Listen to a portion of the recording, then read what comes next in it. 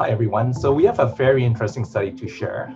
Our study looks at whether the physician and patient language matters when it comes to quality and safety of hospital-based care. More specifically, we asked when a patient speaks a language that the doctor doesn't speak, does that increase the risk of bad things happening in hospital? And when we often talk about minorities, we often think about visible minorities, which is very important. And our study shows that we can't forget about the element of linguistic minorities. So those who speak a language that is a minority to the general population. And in our study, it really highlights the importance of making sure that we provide care that's language concordant, so in the same language that the patient speaks. And we show that when that doesn't happen, bad things sometimes happen. A number of studies have shown that patients who live in minority language contexts have poor access to healthcare and also receive healthcare services of lower quality and safety when those patients are compared to those who speak the majority language. However, it's not known if communication barriers are driving these disparities, and if so, whether we can improve outcomes for these patients by providing them with language concordant care, which we define as being care provided in the patient's primary language. We feel that it's important to consider a patient's language separately from the language in which care is provided, because a patient's language is a fixed variable that we can't change, but the language in which care is provided is something that we can modify. Yeah, and in Canada, this is particularly important. We have a growing population of individuals who do not speak English. So about a third of the population reports mother tongue other than English. And what we did was we looked at the cohort of everyone in Ontario who receive publicly funded home care, so people who are quite frail. And we looked at Anglophones, people who speak English, Francophones, and people who are allophones, people who don't speak English or French. And we looked at what happened to them once they get into hospital. And then once we had our cohort of patients who were admitted to hospital, we identified all physicians who provided care during their hospitalization. And we identified the language or languages spoken by each physician. And then we determined whether patients and physicians shared a common language.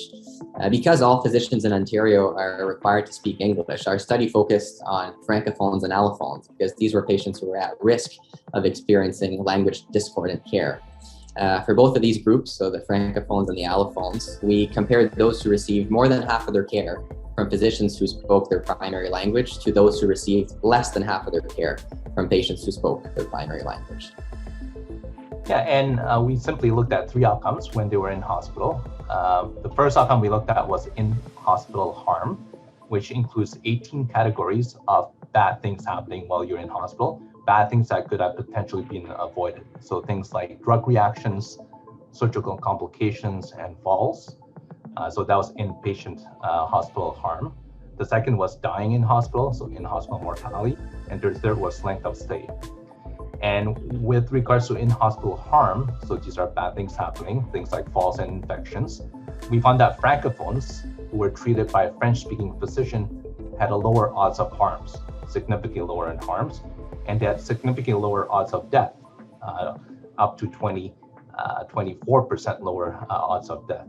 And when it comes to allophones, so those who don't speak English or French, the differences were even more dramatic. So risk of death were lower by 56%. So 56% lower rate of dying in hospital if you got care in the same language that you spoke. So me being Chinese, if I went to a hospital and I received care from someone who could speak Chinese, if I could not speak English, my risk of dying in hospital goes down by, or my odds of dying in hospital goes down by 56%. And finally, the length of stay, how long people stay in the hospital, were shorter for Francophones and allophones who receive care in their same language. In summary, the results of our study suggest that we can improve the quality and the safety of care provided to Ontarians by optimizing the delivery of language concordant care. In practical terms, this means that when providing care to patients living in minority language contexts, which in Ontario refers to Francophones and allophones, those who speak the language other than English or French, we should, when possible, encourage the referral or the transfer of care to physicians who speak the patient's primary language, or ensure that time and resources are spent on including adequate interpretation services. The results of our study also highlight the importance of cultivating and maintaining linguistic diversity among the physician population so that our healthcare system can provide language concordant care to a growing proportion of patients who speak a language other than English.